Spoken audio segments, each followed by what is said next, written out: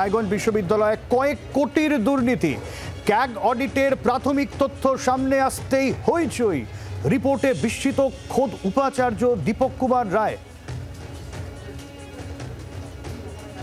সম্পূর্ণ রিপোর্ট পেলে উপযুক্ত পদক্ষেপ করা হবে বলে জানিয়েছেন উপাচার্য।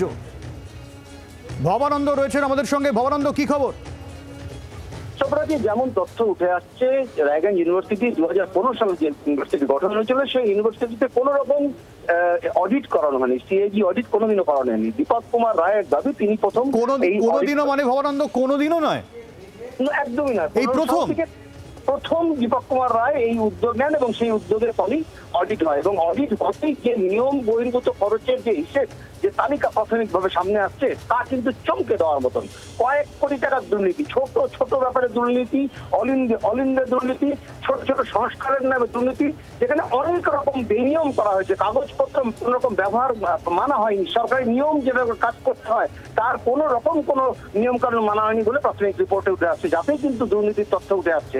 হয়তো বা কোথাও কোথাও দু একটা কাজ হয়েছে, হয়তো বা কোথাও কোথাও দু একটা খরচ করা হয়েছে, কিন্তু তারও যে নিয়ম মানতে হবে সেই নিয়মটাও কোথাও মানা হয়নি বলে কিন্তু অভিযোগ উঠে আসছে।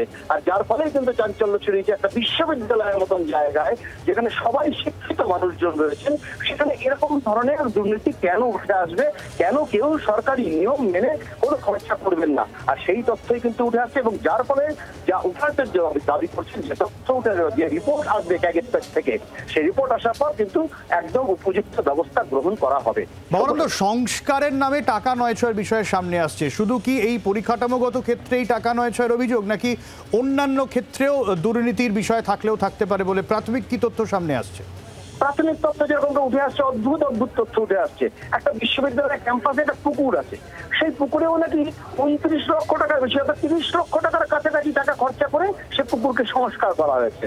আবার কোথাও বিল, বিভিন্ন রকম ডিএ বিল, টিএ বিল, কেউ বাইরে থেকে কেউ এসছেন বিশ্ববিদ্যালয়ে, সেক্ষেত্রে যে ডিএ বিল বা টিএ বিলের ব্যবহার, সেক্ষেত্রেও অনেক রকম নিয়ম মানা হয়নি, সেক্ষেত্রেও অনেক রকম দুর্নীতির বিষয় চোখে উঠে আসছে।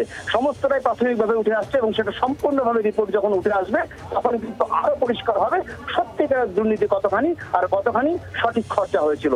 এবং সবাইকে শোকজ করা হবে, উত্তর চাওয়া হবে, যার পূর্ণাঙ্গ কাগজ পাওয়া যায় তারপরেই কিন্তু বিশ্ববিদ্যালয় সেই তদন্ত থামা বলে জানা গেছে। সবটাই। অনেক ধন্যবাদ ভবানন্দ। কি বলছেন উপাচার্য এ নিয়ে শুনুন। রায়গঞ্জ বিশ্ববিদ্যালয় 2015-তে প্রতিষ্ঠিত হয়েছে এবং প্রতিষ্ঠিত হওয়ার পরে আজকে 2024-এ সিএজি অডিট হয়েছে এবং অডিট টিম এসছেন, তারা বিভিন্ন দিক খতিয়ে দেখেছেন। তারা কিন্তু এখনো ফাইনাল রিপোর্ট দেননি। 2 মাস পরে তারা ফাইনাল রিপোর্ট দেবেন। সেই ফাইনাল রিপোর্ট দিলে আমি শিক্ষক, আধিকারিক এবং বিভিন্ন সেক্টরে যারা আছেন সবার সঙ্গে কথা বলবো রিপোর্টটা নিয়ে এবং পরবর্তী পদক্ষেপ গ্রহণ করব।